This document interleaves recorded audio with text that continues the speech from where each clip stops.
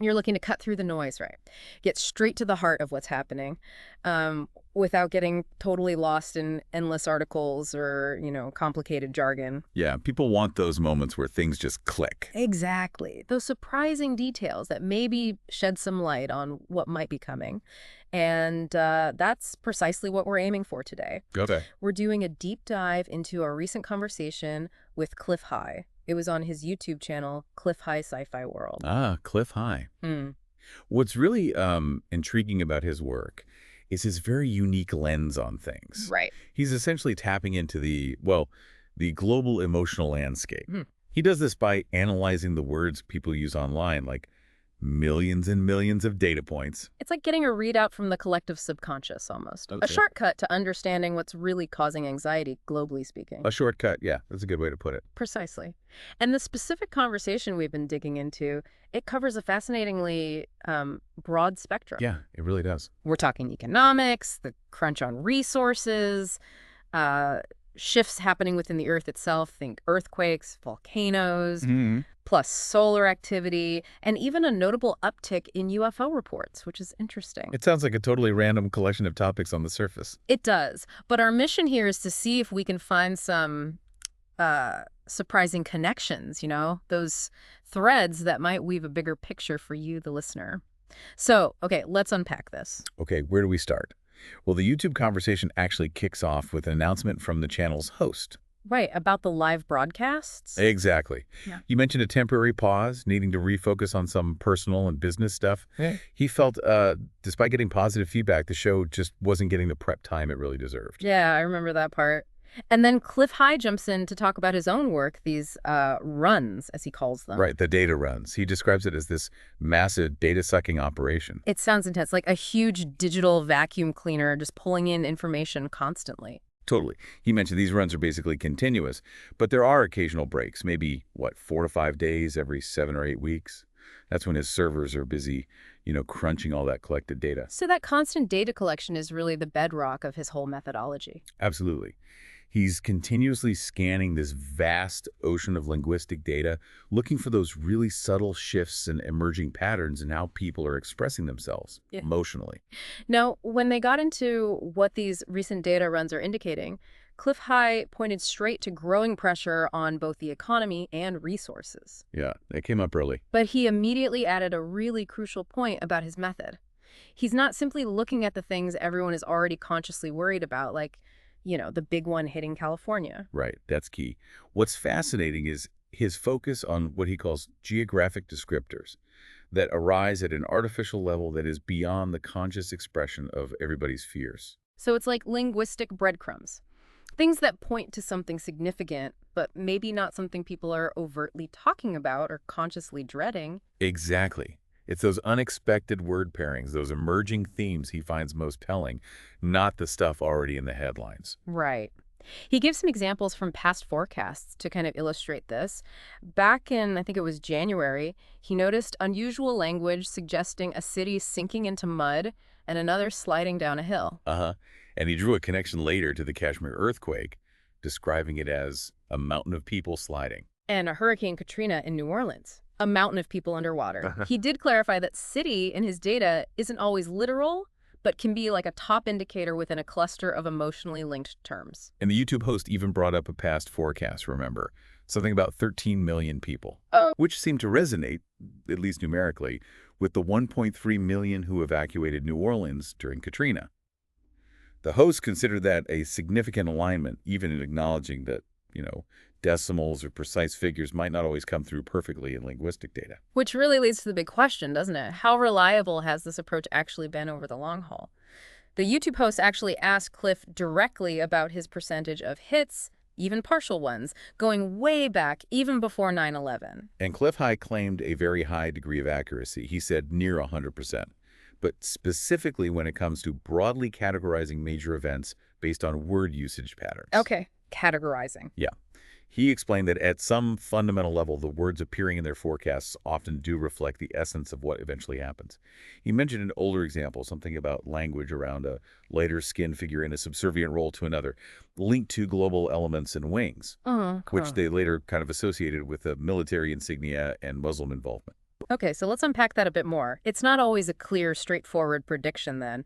The interpretation of these linguistic patterns obviously plays a huge role. Definitely. He even mentioned consistently seeing the phrase disaster at sea for a long period. Right, the Columbia example. Exactly. Which they later connected to the Columbia Space Shuttle disaster, kind of playing on the Columbia gem of the ocean idea. Yeah. It wasn't a literal shipwreck, but the underlying, sense of maritime disaster resonated. So the raw data might point somewhere, but figuring out exactly what it means is the tricky part? Right.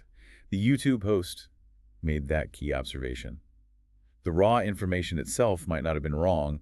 It was the human interpretation that could vary. Clif High himself contrasted his method with, say, traditional psychic predictions, suggesting his data-driven approach yields a significantly higher accuracy in identifying major trends. Okay, keeping that in mind, the conversation then steered towards near-term forecasts, like what potential events or shifts might we see in the next 6 months to a year? Yeah, and Cliff really emphasized that his analysis focuses on blocks of emotional attachments towards rising or falling, rather than specific calendar dates. It's more about the energy buildup and release. Precisely. That's a cornerstone of his methodology. He's identifying these periods of increasing emotional intensity and the subsequent release. I like it. He used a helpful analogy. Think about how we look back and label whole decades with a dominant emotional theme. The Roaring '20s, the Cold War era. Ah, right, the emotional flavor of the time. Exactly. Cliff's work aims to capture these emerging emotional flavors in near real time through analyzing language. He even mentioned that he initially felt our conventional way of marking time, like the start and end of decades, didn't always line up with these underlying emotional shifts. Yeah, that observation led him to focus on tracking these trends. By the mid to late 90s, he started computerizing the process, trying to pinpoint the dominant emotional flavor then, which he identified as being largely driven by, greed. And this connects back to his background in software design patterns, right? Exactly. He saw that just like there are hidden, recurring structures in computer code, there might be similar fundamental patterns in these collective emotional waves patterns that could repeat at different scales. Now, when it comes to pinpointing specific dates, that's where it gets trickier. He noted the emotional fallout from something like Katrina wasn't just one day, it was maybe a 10-day period of intense release. Right. But he did mention that occasionally their forecasts can align with actual events within, say, a 60 to 90-day window. Yeah. He cited the 9/11 forecast as an example. Oh, yeah. How close was that? Well, he recalled that leading up to it, their analysis indicated a significant event was likely within 90 days, highest probability within 60 days. Yeah. He started reporting this around July 12th. He even thought the peak probability looked like August 19th. Wow. So considering the scale of 9/11 being only a few weeks off is pretty noteworthy. It is. So bringing it to the present, what immediate emotional trends is he seeing now? He highlighted November as looking extremely shaky. Shaky, okay. Yeah, with potential periods of significant activity in both early and late November. He specifically mentioned lunar and planetary alignments, creating what he termed high levels of hyperspatial potential for activity. Hyperspatial potential. That's a very Clif High phrase, a unique way of framing potential catalysts. Definitely. Specifically, he pointed out November 8th falls at the tail end of a particularly strong window. Then, after that, another significant period runs from November 19th, which he tagged as the most intense point through the 21st, and then kind of tapering off towards the end of the month. And didn't he mention someone else pinpointing a similar date? He did, yeah. Interestingly, he mentioned another independent forecaster who also flagged November 19th as a date to watch for some kind of major relocation event. Interesting coincidence, or maybe not. And what about the overall emotional tone he's picking up? He said the concept of wounding has emerged as a dominant emotive sum, specifically for the continental U.S. Yeah. Now, he clarified this isn't necessarily tied to a specific geographic location, but it's more of a geopolitical sentiment, like a widespread feeling of being harmed or vulnerable on a national level. Okay, that makes sense in the current climate. Looking beyond November, he anticipates a major release of this built-up emotional tension near the end of November, starting around December 3rd, and really intensifying around December 14th. A release. Yeah. Following this peak, he foresees a kind of downhill trend that could last for about 6 months, taking us roughly to the end of May. 6 months. Wow. And while he thinks the primary driver is likely economic, he doesn't rule out external events like major hurricanes or earthquakes acting as triggers. And this upcoming release he's predicting, He framed it as potentially huge, right? Yeah, he suggested it could be even bigger than the emotional fallout after 9/11, potentially maintaining a high level of intensity for that entire 6-month period. He even floated the possibility of an Argentina-style collapse of the dollar, acting as the catalyst, which, would certainly qualify as a massive global economic event. No kidding. Okay, shifting gears a bit. They also talked about solar activity. That took another fascinating turn. It did. Clif mentioned observing unusual language appearing quite openly within scientific circles, language that suggests a growing underlying fear or concern about the sun's behavior. He even suggested looking closely at how local news broadcasts display images of the sun now. Yeah, he thinks you might notice new ways it's being presented on screen. And he doesn't believe it's just new tech. He thinks it reflects actual changes in the sun's influence, or maybe even its appearance. That's a pretty wild observation, just based on news graphics. It is. He also highlighted specific geographic regions where there's been a noticeable increase in scientific curiosity and research focused on the sun. Places like Iran, India, Pakistan, China, Australia, and Brazil. And he pointed out these are also regions currently experiencing significant solar impacts. Right. What kind of impacts? Well, he mentioned discussions in scientific communities about potentially different types of solar energy, maybe changes in amplitude or frequency, like a new form of UV radiation, or UV at a much higher intensity. He also noted indications of plasma energy being emitted without the typical solar flares we usually track. So unusual solar behavior and the consequences. In those specific regions, quite concerning. Yeah. He mentioned reports from Brazil of spontaneous fires igniting in the rapidly drying Amazonian vegetation. Spontaneous fires. Yeah, and also the unusual wilting of the top canopy of the jungle. Even in areas that still have water, something apparently not observed before on this scale. Wow. And he sees a common thread linking these areas. Yeah, a strong reliance on scarce water resources, particularly for growing rice, combined with already high levels of solar radiation. It creates this very delicate ecological balance that's now being stressed even further.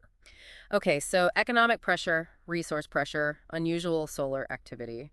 What about Earth changes? Right? When the discussion turned there, Clif High brought up the appearance of language related to the planet's bowel and bladder oozing. Bowel and bladder. Okay. Yeah, he emphasized that in his methodology, references to bodily functions and processes are taken very seriously. They often reflect primal, deeply felt emotional states related to the Earth itself. Interesting. So like the planet expressing distress. Kind of. He mentioned hearing unconfirmed reports from Pakistan in the earthquake-affected region of sulfurous smells, steam, and ash, but with no visible volcano. Strange. He also noted simultaneous or antipodal volcanic activity happening in the Galapagos Islands. He even mused if these two events could be connected in some fundamental way, like the Earth's bowel and bladder acting up together. That's quite a connection to draw. What about the Pakistan earthquake itself? Did his data pick that up beforehand? He mentioned their data had picked up indications of significant Earth movement going back to January, but pinpointing the exact geographic location was tough because of the sheer volume of geographic references in the data. Too much noise. Right. But despite that, he noted that the descriptions and the intensity of the emotional release they saw in their data did align with the precursors they saw back in January. Okay. And looking longer term for Earth changes. He suggested the potential for major earthquakes, possibly including California, maybe within the next couple of years. Though, again, the precise timing is uncertain. He mentioned paying close attention to unusual or atypical geographic descriptors, like desert hills, as potential indicators. Desert hills. Okay. More alarmingly, though, he said he's detecting indications of a potential plate shift, possibly on a scale comparable to or maybe even exceeding the Sumatra earthquake back in 2004. Whoa, a plate shift. Yeah. He described the Pacific plate specifically as twisting, which suggests a significant level of stress and the potential for a really large-scale rupture, either on a major plate or maybe a more intense break on a smaller one. It's unsettling. This led to a discussion about the expanding Earth theory, didn't it? It did. The idea that the Earth's size might actually be increasing due to plasma energy, which could also contribute to magma formation and volcanic activity along plate boundaries. He even referenced the equatorial bulge the Earth is believed to have had way back. It's definitely an unconventional theory. Very unconventional, but he pointed to evidence supporting increased activity. Yeah, he pointed to a noticeable increase in volcanic activity in various places. The Cascade Range up in North America, reports of the Earth ringing in Bend, Oregon. Ringing? Yeah, like seismic humming. Also, increased activity in Russian volcanoes and the discovery of new undersea volcanoes. He cited a recent study that found millions more volcanoes on the planet than previously estimated. Billions, wow. He also drew a connection to ancient events, referencing theories that major migrations out of Western India, potentially the origin of the Semitic peoples around 12,000 or more years ago, might have been triggered by a period of intense seismic activity. Suggesting a deep historical link between Earth changes and human civilization shifts. Exactly. And perhaps one of the most intriguing connections he made was between the significant global increase in UFO reports. He said, a reported tenfold jump since 2000, and areas experiencing heightened earthquake and volcanic activity. So places like Kashmir, San Francisco, Iran, Turkey. Right. He suggested a direct correlation, with clusters of UFO reports potentially acting as indicators of underlying geophysical stress. Almost like the UFOs are drawn to these areas or monitoring them. That's a fascinating, if speculative, link. And on planetary shifts, he also mentioned the magnetic poles. Yeah, he predicted that a magnetic pole shift is imminent, at least, on a geological timescale, not necessarily next Tuesday. Right, geologically imminent. He mentioned the appearance of radiative anomalies off the coast of Brazil, which he speculated could indicate a new South Pole forming there. He recalled past electrical anomalies in Sicily linked to a potential South Pole that never fully materialized, and noted the sun's own pole reversals involve a messy period with multiple poles appearing temporarily. So potentially a period of magnetic instability for Earth, too. Okay, shifting from the physical to the, perhaps, metaphysical, the conversation also touched on spiritual awakening. It did. Clif High views this not as some singular event that's going to suddenly happen, but more as a process that is already underway, the beginning of a significant period of change in human consciousness. He connects this idea to indigenous prophecies, right? And the concept of an energy or vibrational shift impacting the whole solar system. Exactly. And consequently, all life within it. Mm-hmm. He even described the material world as being, in a sense, more of an illusion based on vibration, and that these shifts in solar system energy could be influencing our very perception of reality. Deep stuff. The conversation then moved to more practical matters, like individual and global preparedness. Right. He emphasized the importance of mental resilience, being prepared mentally for potential future events. And he expressed concern about what he sees as, frankly, stupid decisions being made on a global scale. Particularly regarding resource management and cooperation. Yeah, managing vital resources and the lack of meaningful global cooperation. He was quite critical, for instance, of employing third-world contractors for rebuilding efforts along the U.S. Gulf Coast after major hurricanes. Why specifically? Citing a lack of proper training and understanding of building codes, he warned of potential future infrastructure failures because of it. He also advocated strongly for establishing a global fair wage. To address exploitation. Yes, as a way to address the exploitation and cultural destruction he believes are caused by current global economic models. Okay. What about extraterrestrial contact? Did that come up again? It did. Briefly, he suggested that a public acknowledgement of ET contact could represent an even larger emotional upheaval than that December to June timeframe they were focusing on. Bigger than the potential economic collapse or Earth changes. Potentially, in terms of pure emotional impact. He even speculated about potentially even larger emotional buildups and releases occurring later, in late 2006 into 2007. So the timeline keeps extending. Well, he reiterated his expectation that the December 2005 to June 2006 timeframe could have an emotional impact, say, 3 to 4 times greater than the Sumatra earthquake, but that whatever follows that period could be even more significant in terms of global, emotional, and societal shifts. Wow. Okay, circling back to the potential economic downturn, he linked that to food shortages. He did. He suggested it could very well lead to significant food shortages, particularly in a country like the U.S., which is a net food importer and relies heavily on energy-intensive food production. He used Argentina as an example. Right, pointing to Argentina's history of food shortages and dramatic price spikes as a potential microcosm of what could unfold globally. He warned that something like a 300% increase in global food prices could lead to widespread starvation and disease. That's a grim possibility. So, given all this, what about actionable advice? Do the data offer any solutions? He acknowledged that his data doesn't really provide explicit step-by-step instructions. It's more descriptive than prescriptive. But inferences can be made. Yes. He emphasized the value of mental preparedness above all, cultivating the ability to adapt, to stay flexible, and importantly, to identify opportunities even within chaotic situations. Seen opportunity in chaos. Exactly. He also suggested that for those who find comfort in them, spiritual practices like prayer could be beneficial simply for navigating challenging times psychologically. Makes sense.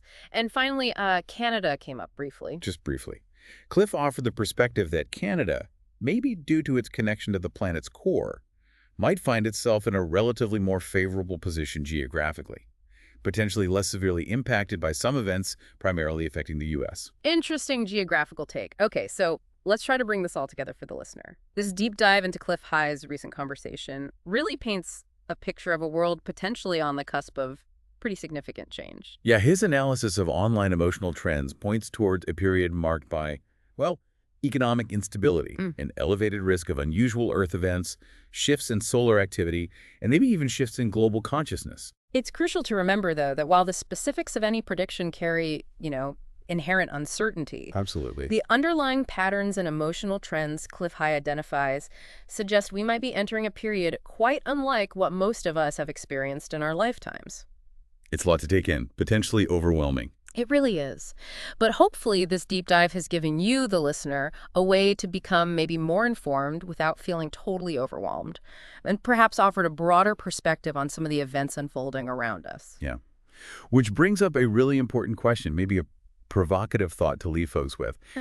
Given how interconnected our global systems are, economic, environmental, information flow, how might these predicted events, even if they seem localized initially, actually have amplified and cascading impacts across the globe, both emotionally and practically? That's a big question. It is. It's maybe worthwhile to take some time to reflect on your own preparedness, both in terms of, material resources, but also just your mental outlook as you process these possibilities, without getting unduly alarmed, of course, just aware. Aware and mentally prepared. Good place to leave it.